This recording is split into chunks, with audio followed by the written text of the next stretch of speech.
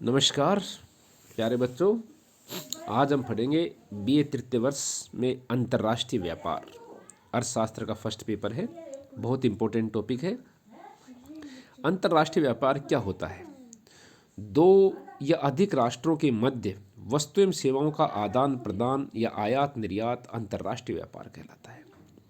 अर्थात अंतर्राष्ट्रीय व्यापार दो या अधिक राष्ट्रों के मध्य होने वाली वस्तुओं और सेवाओं का लेन देन और इससे संबंधित आर्थिक नीतियों के विश्लेषण का अध्ययन कराता है।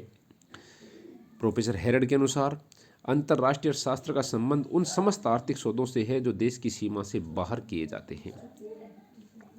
व्यापार सिद्धांत के अनुसार दो देशों के मध्य साधनों की उपलब्धता, उनकी कार्यकुशलता, प्रौद्योगिकी, आधारभूत ढांचे की उपलब्धता, सरकारी नीतियों आदि में अंतर व्यापार का आधार बनते हैं, जिसके कारण दो देशों में वस्तुओं और सेवाओं की उत्पादन लागत में अंतर पाया जाता है, जिससे व्यापार लाभदायक बनता है।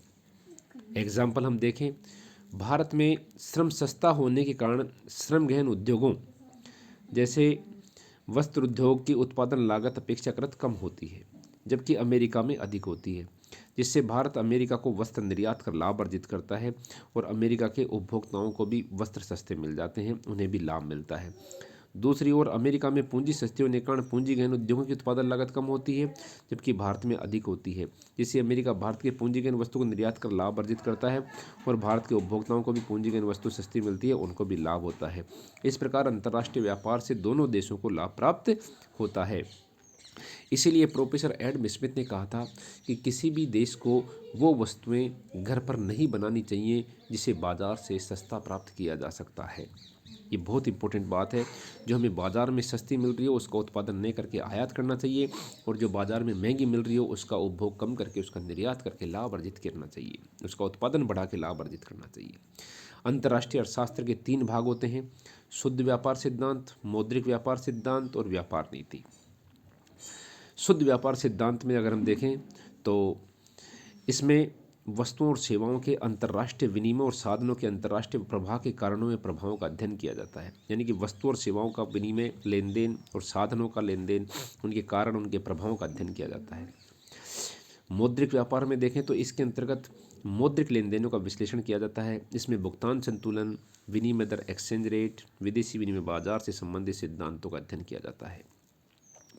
और व्यापार नीति का अध्ययन करें तो व्यापार नीति में स्वतंत्र व्यापार हमेशा लाभदायक हो, यह आवश्यक नहीं है। इसलिए विदेशी वस्तुओं, सेवाओं और साधनों के अंतर्राष्ट्रीय प्रभाव पर प्रतिबंध लगाना, देश की घरेलू व्यवस्था को हितकर बनाना, विदेशी व्यापार के अनेक प्रकार के प्रतिबंधों को किस तरह से समाप्त करना, WTO का अध्ययन करना, अंगटाट का अध्ययन करना आदि इस व्यापार नीति के अंतर्गत अध्ययन किए जाते हैं। अब हम देखें अंतर्राष्ट्रीय व्यापार का महत्व क्या है।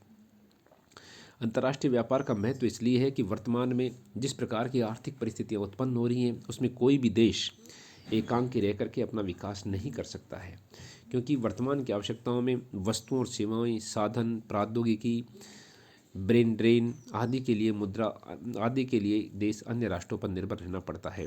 विश्व बैंक, अंतर्राष्ट्रीय मुद्रा कोष आदि अंतर्राष्ट्रीय संस्थाओं के अस्तित्व में आने के बाद अंतर्राष्ट्रीय व्यापार की धारणा में और अधिक विकास हुआ है। अंतर्राष्ट्रीय व्यापार या विदेशी व्यापार का अर्थ दो या अधिक राष्ट्रों के मध्य वस्तुओं और सेवाओं के विनिमय से है। ये विवाद का विषय रहा है कि अंतर्राष्ट्रीय और अंतर क्षेत्रीय व्यापार में कोई परिवर्तन है या नहीं। अंतर क्षेत्रीय व्यापार एक राष्ट्र के मध्य होने वाले एक राष्ट्र के विभिन्न क्षेत्रों या राज्यों के मध्य होने वाली वस्तुओं और सेवाओं के विनिमय से है, जबकि अंतर्राष्ट्रीय व्यापार विश्व में अनेक राष्ट्रों के मध्य होने वाले वस्तुओं और सेवाओं के विनिमय से है। यद्यपि क्लासिकल अर्थशास्त्रियों ने एडम स्मिथ, रिकार्डो मिल ने अंतर्राष्ट्रीय और अंतर क्षेत्रीय व्यापार के मध्य में कोई अंतर नहीं किया था, लेकिन आधुनिक अर्थशास्त्रियों ने इनके मध्य बहुत अधिक अंतर स्पष्ट किया है। अंतर्राष्ट्रीय व्यापार के अध्ययन के महत्व से जानने के लिए अंतर्राष्ट्रीय व्यापार के लाभ पर दृष्टि डालनी होगी। जैसा कि हम पहले भी कह चुके हैं, अंतर्राष्ट्रीय व्यापार में विनिमय से दोनों पक्षों को लाभ होता है। इसके औसत उत्पादन लागत में कमी करके लाभ प्राप्त किया जा सकता है। विशिष्टीकरण से सभी को लाभ प्राप्त किया जा सकता है। जिस प्रकार घरेलू अर्थव्यवस्था में विनिमय का लाभ दोनों पक्षों की आवश्यकताओं को पूरा करता है, उसी प्रकार अंतर्राष्ट्रीय व्यापार विभिन्न राष्ट्रों के हितों की पूर्ति करता है। अतः अंतर्राष्ट्रीय अर्थशास्त्र के अध्ययन का अत्यधिक महत्व है। अंतर्राष्ट्रीय अर्थशास्त्र के अध्ययन से अल्प विकसित राष्ट्रों की समस्याओं का समाधान किया जा सकता है। इतिहास इस बात का साक्षी है कि विश्व के विकसित देशों में आर्थिक विकास में विदेशी पूंजी तथा श्रम ने महत्वपूर्ण भूमिका निभाई है। अल्प विकसित देशों की आवश्यक मात्रा में विदेशी पूंजी और तकनीकी ज्ञान उपलब्ध कराकर उनके आर्थिक विकास की दर में वृद्धि की जा सकती है। अंतर्राष्ट्रीय अर्थशास्त्र का अध्ययन हमें यह भी बताता है कि विश्व के देशों के विभिन्न समस्याओं को अंतर्राष्ट्रीय सहयोग द्वारा हल किया जा सकता है। इस बात को ध्यान में रखकर के विश्व के विभिन्न देशों ने मिलकर के अनेक अंतर्राष्ट्रीय संस्थानों जैसे अंतर्राष्ट्रीय मुद्रा कोष, विश्व बैंक, विश्व व्यापार संगठन आदि का निर्माण किया है। प्रोफेसर मेयर के अनुसार अंतर्राष्ट्रीय व्यापार ने विश्व के अनेक राष्ट्रों के विकास को तीव्र गति से आगे बढ़ाने में सहायता की है। किसी भी राष्ट्र का विकास अंतर्राष्ट्रीय के व्यापार के बिना नहीं किया जा सकता। वह राष्ट्र जो आज सबसे अधिक विकसित माने जाते हैं उनके बीच भी अंतर्राष्ट्रीय व्यापार हुआ है, जिससे उन्हें अधिक तीव्र गति से विकास करने का अवसर प्राप्त हुआ है। उदाहरण के लिए इंग्लैंड का आर्थिक विकास सूती और ऊनी वस्त्रों के अंतर्राष्ट्रीय व्यापार के फलस्वरूप हुआ है। स्वीडन ने लकड़ी का अंतर्राष्ट्रीय व्यापार किया, कनाडा ने गेहूं का व्यापार किया, जापान ने रेशम के व्यापार, स्विट्जरलैंड ने घड़ी के निर्यात द्वारा, भारत ने चाय और जूट के निर्यात द्वारा अपना आर्थिक विकास किया है। वर्तमान में भी विश्व के सभी देश अंतर्राष्ट्रीय व्यापार से लाभान्वित हो रहे हैं। अंतर्राष्ट्रीय सहयोग और परस्पर निर्भरता एकांकी प्रयासों की तुलना में आर्थिक विकास को करने में अधिक कारगर और प्रभावी हुई है। अब अंतर्राष्ट्रीय व्यापार की सामग्री देखें तो अंतर्राष्ट्रीय व्यापार की विशेष सामग्री एक देश से दूसरे देश के मध्य किए जाने वाली वस्तु और सेवाओं के आयात निर्यात को सम्मिलित करती है। विशेष सामग्री में निम्न का वर्णन किया जाता है। नंबर 1, अंतर्राष्ट्रीय व्यापार के सिद्धांत। अंतर्राष्ट्रीय व्यापार के विशेष इसमें सबसे पहले सिद्धांतों में हम एडम स्मिथ का प्रतिनिधि सिद्धांत, रिकार्डो के तुलनात्मक लागत सिद्धांत, हेबरलर का अवसर लागत सिद्धांत, हेक्सर ओहलिन का सिद्धांत, लियोनटीफ का सिद्धांत, स्टोल पर सैमुअल्सन प्रमेय, साधन कीमत सिद्धांत आदि प्रमुख हैं। मौद्रिक पहलू में देखें तो इसमें व्यापार की शर्तें, विदेशी व्यापार गुणक, विदेशी विनिमय, विदेशी दर का निर्धारण, भुगतान संतुलन, विनिमय स्थिरता आदि प्रमुख हैं।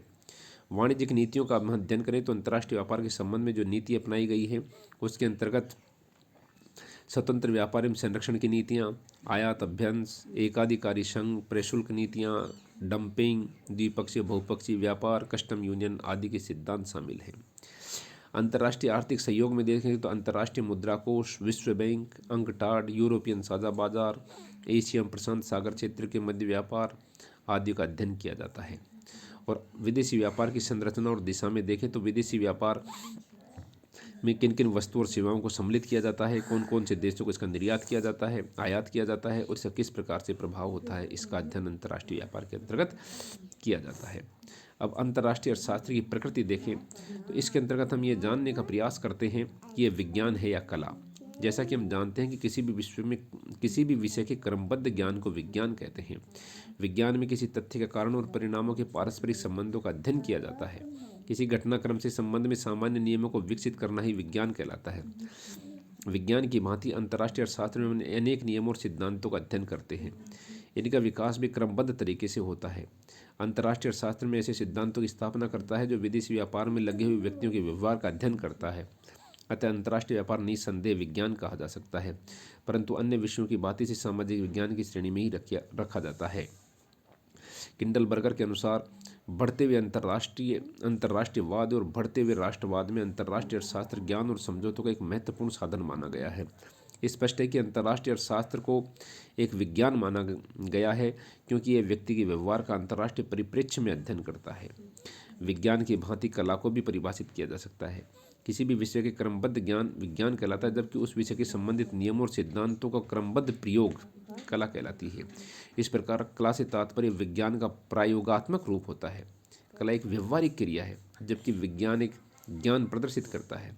किसी बात का ज्ञान प्राप्त करना विज्ञान कहलाता है, जबकि उस ज्ञान को किसी पूर्व निश्चित उद्देश्य की पूर्ति के लिए प्रयोग में लिया जाए तो कला बन जाती है।